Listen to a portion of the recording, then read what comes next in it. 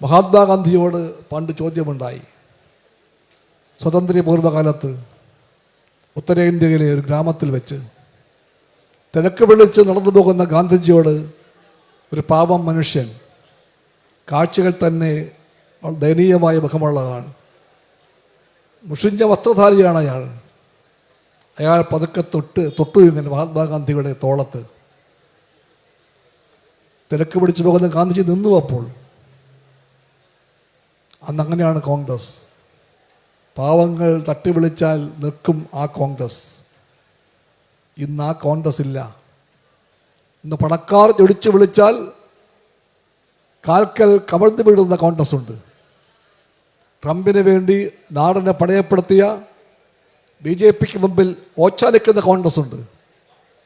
ആ കോൺഗ്രസ്സുകാർ അറിയണം പഴയ കോൺഗ്രസ് എങ്ങനെയായിരുന്നുവെന്ന്. ഗാന്ധിജിയോട് ആ മനുഷ്യൻ ചോദിച്ചു, ബാപ്പു, അങ്ങ് എല്ലായ്പ്പോഴും പറയുന്നു സ്വരാജ് വേണം, സ്വരാജ് വേണമെന്ന്. നമ്മുടെ സ്വരാജ് അല്ല കേട്ടോ. നമ്മുടെ സ്വരാജ് നമുക്കെല്ലാവർക്കും പ്രിയപ്പെട്ടവരാണ്. ആ മനുഷ്യൻ ചോദിച്ചത് ദേശീയ പ്രസ്ഥാനം പറഞ്ഞ സ്വരാജിനെ പറ്റിയാണ്. എപ്പോഴും അങ്ങും പറയുന്നു, നെഹ്റുജിയും പറയുന്നു നമ്മുടെ പോരാട്ടം സ്വരാജിന് വേണ്ടിയാണെന്ന്. ബാപ്പു, സ്വരാജ് ക്യാ ഹൈ, എന്താണ് ഈ സ്വരാജ്? മഹാത്മാഗാന്ധി പറഞ്ഞു, ശരിയാണ്, ഞങ്ങൾ പറയാൻ ശ്രമിക്കാറില്ല കാര്യം, പക്ഷെ പറയണം, എന്നാലേ അത് മനസ്സിലാക്കൂ എല്ലാവർക്കും. ശാന്തനായി മഹാത്മാഗാന്ധി പറഞ്ഞു, സഹോദര, സ്വരാജ് എന്നാൽ എല്ലാവർക്കും ഭക്ഷണമാണ്, സ്വരാജ് എന്നാൽ എല്ലാവർക്കും പാർപ്പിടമാണ്, സ്വരാജ് എന്നാൽ എല്ലാവർക്കും വിദ്യാഭ്യാസമാണ്.